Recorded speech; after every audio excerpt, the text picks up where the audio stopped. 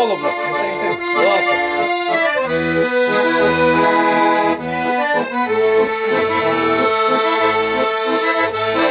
Sen beni uzatıp varacaktın, aç uçurday hiçbir sırrı kaynattın. Gütemin seni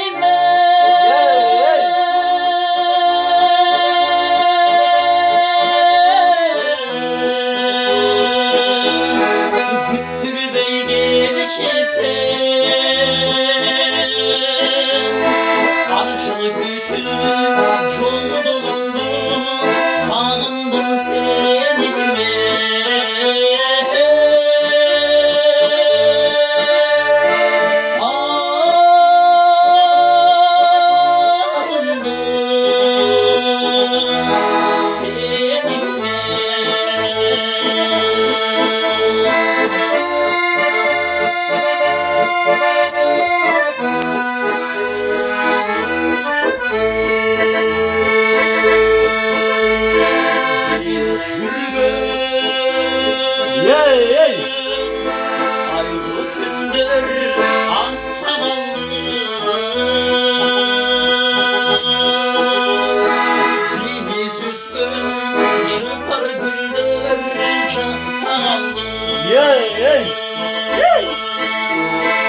Gütemin seni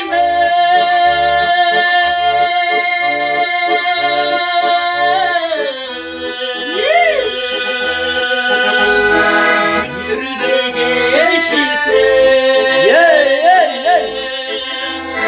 arşını gütür çoğdurdu, sağındım seni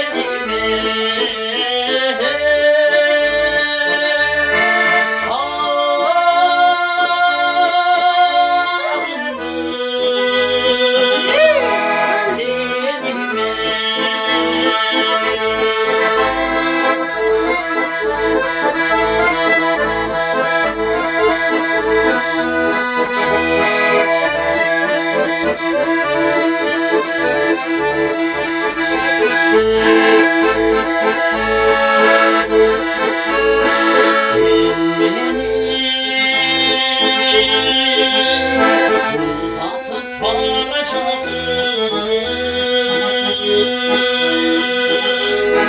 aç buluşuday hiçbir sırrı kaynattın.